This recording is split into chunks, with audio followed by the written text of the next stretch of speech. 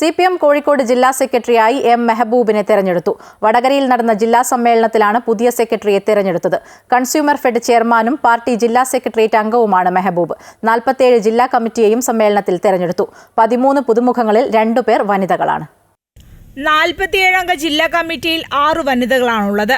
വടകര നഗരസഭാ chairperson KP Bindu, ASHA workers union സംസ്ഥാന general secretary PP പ്രേമ എന്നിവരാണ് ഇത്തവണ പുതിയതായി കമ്മിറ്റിയിൽ ചേർക്കപ്പെട്ട വനിതകൾ. മുൻപുണ്ടായിരുന്ന 45-അംഗ കമ്മിറ്റിയിലെ 11 അംഗങ്ങളെ ഇത്തവണ ഒഴിവാക്കി. പ്രമോദ് കോട്ടൂളിക്കെതിരെ PSC കോഴ ആരോപണം ഉന്നയിച്ച പ്രേംകുമാറും VS പക്ഷ നേതാവ് ദിവാകരനുമെല്ലാം ഒഴിവാക്കപ്പെട്ടവരിൽ പെടുന്നു. പരമാവധി പുതിയ കേഡർമാരെ പുതുതായിട്ട് പ്രൊമോട്ട് ചെയ്ത് ഉൾക്കൊള്ളുക എന്ന ഒരു സമീപനമാണ് ഞങ്ങൾ സ്വീകരിച്ചിട്ടുള്ളത്. അതിൻ്റെ ഭാഗമായിട്ട് പുതിയ 13 സഖാക്കളെ പുതുതായിട്ട് കമ്മിറ്റിക്കകത്ത് ഉൾപ്പെടുത്തുന്നതിന് കഴിഞ്ഞിട്ടുണ്ട്.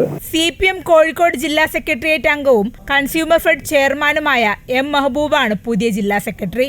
P മോഹനൻ കാലാവധി പൂർത്തിയാക്കിയ സാഹചര്യത്തിലാണ് മെഹബൂബ് ജില്ലാ സെക്രട്ടറി ആയത്. വിദ്യാർത്ഥി യുവജന പ്രസ്ഥാനങ്ങളിലൂടെ പൊതുപ്രവർത്തന രംഗത്തേക്ക് കടന്നുവന്ന മെഹബൂബ് 24-ാം വയസ്സിൽ അത്തോളി പഞ്ചായത്ത് പ്രസിഡന്റായി. 13 വർഷം CPIM ബാലുശ്ശേരി ഏരിയ സെക്രട്ടറി ആയിരുന്നു. ജില്ലാ കമ്മിറ്റിയെ കൂടുതൽ ശക്തിപ്പെടുത്താനുള്ള പ്രവർത്തനങ്ങൾ നടത്തുമെന്ന് അദ്ദേഹം പറഞ്ഞു.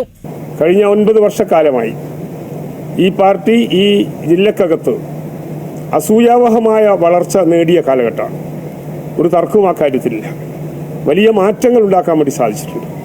പൊതുസമൂഹത്തിനകത്ത് അവശത അനുഭവിക്കുന്ന, പ്രയാസം അനുഭവിക്കുന്ന ജനങ്ങളെ സേവിച്ചുകൊണ്ട് അവരുടെ കൈത്താങ്ങായി ഒട്ടേറെ പ്രവർത്തനങ്ങൾ നടത്തിയ കാലഘട്ടമാണ് ഈ കാലഘട്ടം. അത്തരം പ്രവർത്തനങ്ങൾ ഇനി ശക്തിപ്പെടുത്താനും അതിനനുസൃതമായി പാർട്ടിയെ സജ്ജമാക്കാനും ഞങ്ങളുടെ വർഗ ബഹുജന സംഘടനാ രംഗങ്ങളെ വളരെ നല്ല നിലയിൽ ഉയർത്തി മുന്നോട്ട് കൊണ്ടുപോകാനുമാണ് ഞങ്ങൾ തീരുമാനിച്ചിട്ടുള്ളത്. പാർട്ടിയുടെ വളർച്ചയിൽ അസൂയപ്പെടുന്നവർ ഒന്നിച്ചു ചേർന്ന് പാർട്ടിയെ തകർക്കാനുള്ള ശ്രമം നടക്കുന്നുണ്ടെന്നും ഇതിനെ മറികടക്കാൻ ശക്തമായ നടപടികളുമായി മുന്നോട്ടു പോകുമെന്നും നേതാക്കൾ അറിയിച്ചു.